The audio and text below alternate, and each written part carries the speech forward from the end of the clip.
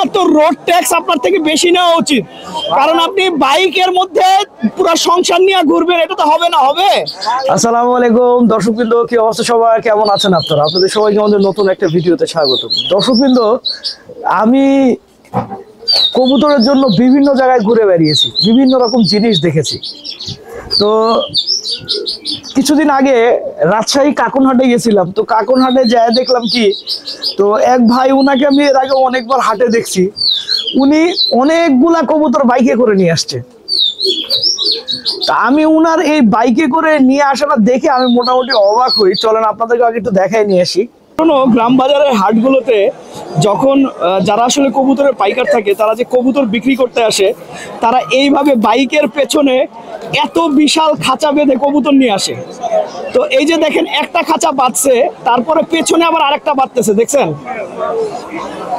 পেছনে আবার আরেকটা খাঁচা বাঁধতেছে। এই খাঁচাতেও কি কবুতর থাকে নাকি ভাই? বেশি হলে এতেও নেন? তো ভাই, আপনার তো রোড ট্যাক্স আপনার থেকে বেশি নেওয়া উচিত, কারণ আপনি বাইকের মধ্যে পুরো সংসার নিয়ে ঘুরবেন, এটা তো হবে না। হবে। অগ্রিম 30,000 টাকা দিয়েছেন সরকারের খাতে। তো যাই হোক, আমি আসলে একটা জিনিস সাজেস্ট করব, কাউকে এরকম রিস্ক নিয়ে দয়া করে কেউ কবুতর ক্যারি করে বাইক চালাবেন না। তো আপনারা তো দেখলেনই যে বাইকের মধ্যে একে তো মনে করেন বিশাল বড় একটা বাঁশের খাঁচা, তার পিছনে বাঁধে হচ্ছে আবার আর একটা লোহার খাঁচা। এতগুলা কবুতর ক্যারি করা একদমই উচিত না, কারণ বাইক জিনিসটা ভাই দুই চাকার জিনিস।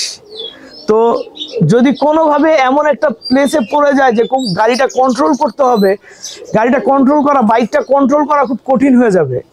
আর সবার আগে আসলে নিজের জীবন, তাই নিজের জীবনের কথা ভেবেই আমাদের সবকিছু করা উচিত। আমরা যারা আসলে বিভিন্ন সময় এইভাবে কবুতর ক্যারি করি, আপনাদেরকে অনুরোধ করব, আপনারা দয়া করে এইভাবে কবুতর ক্যারি করবেন না। তো দর্শকবৃন্দ, ভিডিওটা আমি এখানেই শেষ করছি। আপনারা সবাই ভালো থাকবেন, 5 ওয়াক্ত নামাজ পড়বেন। আসসালামু আলাইকুম।